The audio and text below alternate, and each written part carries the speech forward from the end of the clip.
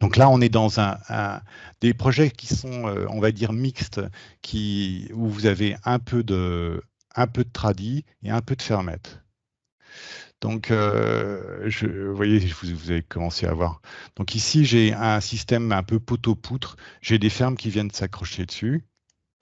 Donc, vous voyez, là, mon ancrage n'existe pas parce que je n'ai pas calculé ma ferme. Donc, je calcule la ferme, F10. Il faut que je calcule aussi l'élément porteur. On va calculer le porteur aussi, F10. Donc voilà, il m'a préconisé cet ancrage-là. Donc sur le mur, vous avez vu, hein, derrière, vous avez aussi un ancrage. Donc comme j'ai une liste conséquente, ben, j'en ai plusieurs qui passent, hein, plein de configurations qui passent. Donc par exemple, je pourrais mettre quelque chose de plus petit ou quelque chose de beaucoup plus grand. En fonction de est-ce que je dois stabiliser ma poutre au déversement, bah, je choisirai mon ancrage. Donc après, vous avez une configuration où vous avez que des pannes. Donc dans Pamir, j'ai dessiné des pannes, je les ai calculées. J'ai calculé ma panne. Voilà, j'ai calculé ma panne. Dans la vue 2D auparavant, on se contentait d'avoir un choix qui était, on va dire, la représentation n'était pas suffisamment claire. Donc quand je passe dans la partie 3D, comme maintenant je vois mes ancrages, eh ben, je vais pouvoir choisir quelque chose de plus adapté, plus couvrant. Par exemple, mécaniquement, vous voyez, celui-ci passe. Mais peut-être que pour des raisons de stabilité, ben, j'aimerais bien mettre quelque chose de plus grand. Donc vous avez aussi euh, haute, haute partie en traditionnel. Là, vous avez donc un arrêtier avec des pannes qui viennent s'insérer dessus. Donc là, comme tout à l'heure, comme pour les fermes, hein, vous avez mes bois sont plus épais. Ici, vous avez des bois qui font, je crois, 75 d'épais. Donc, quand je choisis, donc, vous voyez, je suis pas tout à fait dans la même gamme parce que je suis habituellement en fermette, on est plutôt dans la gamme 38. Là, je suis à 76, l'épaisseur 76. Donc, donc j'ai celui-ci. Donc, toujours comme d'habitude, si j'ai pas l'ancrage de dessiner, c'est que j'ai oublié de calculer. Voilà. Vous voyez, celui-ci, il passe mécaniquement. Mécaniquement, il est capable de reprendre les efforts. Donc, mais c'est pas celui-ci que peut-être que j'ai l'habitude d'utiliser. Donc, dernière géométrie un peu particulière, c'est les poutres posies, hein. Donc là, j'ai dessiné, alors, on va recalculer parce que vous voyez que les ancrages sont pas vraiment là. Donc, je vais recalculer tout ça. Donc, dans Pamir, quand vous avez les fermes qui sont dessinées en jaune, c'est qu'elles ne sont pas calculées. Donc là, je viens de calculer tout mon ensemble. Donc, il vous indique les ancrages qu'il a choisis. Donc voilà.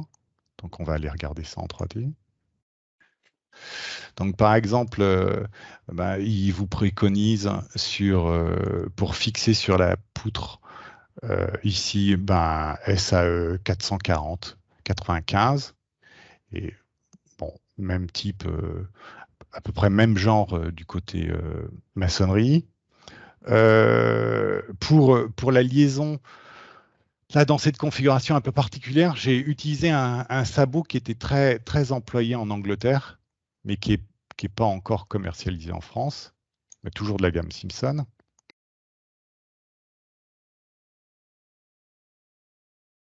Et sinon, par exemple, vous voyez, là, j'ai représenté un mur ossature qui est posé entre deux poutres posies. Donc, évidemment, pour éviter qu'il passe à travers, nous plaçons des rangs d'entretoises. Et donc, ces rangs d'entretoises, ils sont fixés avec un petit ancrage particulier particulier, c'est le ZS. Donc c'est un Z-clip comme on appelle. Là aussi calculé. Si je prends, je peux par exemple partager cette vue 3D, hein. Alors je ne sais pas si vous avez vu, mais dans la présentation. Donc ce que je vais faire, c'est que je vais synchroniser, c'est-à-dire je vais exporter mon 3D sur le cloud. Donc, et je vais communiquer le lien à mon prestataire. Est-ce que Gilles, avant de présenter le 3D, est-ce que tu veux répondre à des questions s'il y a, par exemple, sur des... j'ai vu qu'il y avait une question de Jocelyne par rapport aux fixations des fermes. Au niveau des groupes, on peut effectivement mettre des pointes pour fixer, par exemple, les petits empanons sur les fermes d'arrêtiers. Effectivement, dans notre liste de configuration on a une configuration qui s'appelle pointe.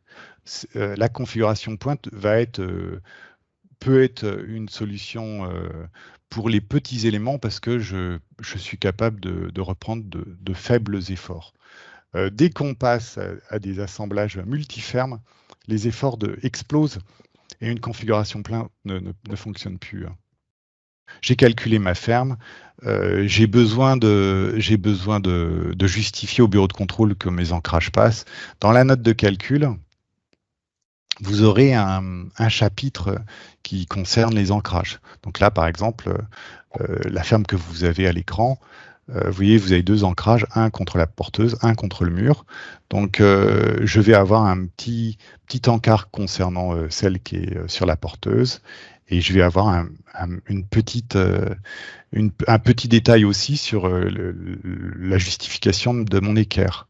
Quand je calcule mes ancrages, Pamir, il détecte la présence d'une sablière ou non. Donc, si par exemple, là, ici, si je décide par exemple de ne pas mettre de sablière, et que je recalcule ma ferme. Alors je prends un peu de temps, hein. Attendez, c'est l'autre côté. Voilà, je dois faire un petit truc. Voilà, je recalcule. Donc là, Pamir, il va me proposer une fixation avec des goujons, hein. Là, vous voyez, il me propose une équerre, des pointes, plus un goujon de 8 mm. Donc là, vous voyez, quand je dessine ma sablière, j'ai une fixation qui est adaptée à ma sablière. Quand je dessine pas ma sablière, j'ai une fixation qui est goujonnée. Je peux partager ma vue 3D, hein, c'est-à-dire que quand j'ai réalisé, l'idée aussi est d'avoir une conception 3D, c'est que vous pouvez faire une capture d'écran et indiquer comment l'ancrage doit être fixé dans ce cas-là, par exemple.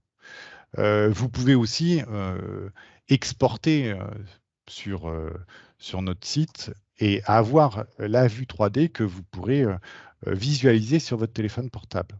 Donc, je vous disais que donc l'export, je vous ai donné deux exemples d'export. Donc voilà, par exemple, le genre d'export que vous pouvez avoir. Donc, voilà, par exemple, premier. Voilà, type d'export. Donc, dans les exportations, là, on a caché les murs. Et ça, c'est ce que vous pouvez partager via un QR code. Et votre client, avec son téléphone portable, ben, il peut voir directement ce type de 3D. Plus classiquement, hein, vous vous rappelez, peut-être, vous pouvez toujours importer un fond de plan, un dessin. Ça, c'est ce qui existe depuis toujours, hein. Vous pouvez avoir la liste des ancrages, c'est-à-dire que je peux, dans mon Pamir, choisir les ancrages, comme avoir un inventaire d'ancrages. Donc là, je suis en train de chercher ma liste d'ancrage. On va voir ancrage, voilà. Description ancrage. Donc là, j'ai le nombre d'ancrages que j'ai besoin pour ce projet. Si par exemple, je décide, vous voyez par exemple, la T1, j'en ai 3. Bon, bah, si je supprime celle-ci, vous voyez, maintenant, j'en ai plus que 2. Donc c'est quelque chose de dynamique.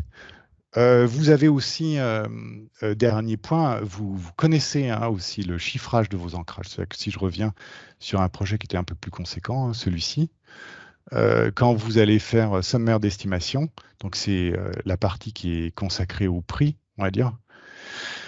Donc je vais avoir une partie qui concerne les fermes et j'ai aussi un chapitre qui concerne les ancrages, donc où vous avez le quantitatif des ancrages. Peut-on avoir les goujons et les vis dans la liste de quincaillerie? Alors, c'est ce que présentait Gilles tout à l'heure. On peut l'avoir pour le moment dans la partie variable de Pamir. Oui. Pour l'instant, effectivement, quand on choisit un ancrage, on va changer notre mode de fixation en disant bah, je veux pas celle-ci. Par exemple, ici, là, vous voyez, la première que j'avais été, par défaut, c'était des pointes. La deuxième, c'est je mets 2 ancrages. Et la troisième, c'est avec des vis SSH 4 par 8 par 4. Donc j'ai des réglages avancés qui me permettent de mettre celle-ci en premier.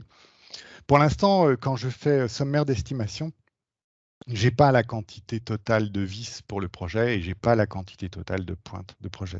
Mais c'est des choses qui devraient venir dans le futur, je pense. On va peut-être dire la dernière question. Les ancrages sont-ils aussi vérifiés à la sismicité? Oui, Alors, oui, effectivement. oui, oui, tout à fait. Quand je vais calculer ma structure, je vais avoir une combinaison sismique et ben, comme une combinaison de vent, ben, je vais vérifier mon ancrage au séisme. Donc, bon, évidemment, on va peut-être changer des fois des propriétés pour optimiser notre calcul, etc., etc. Mais oui, absolument.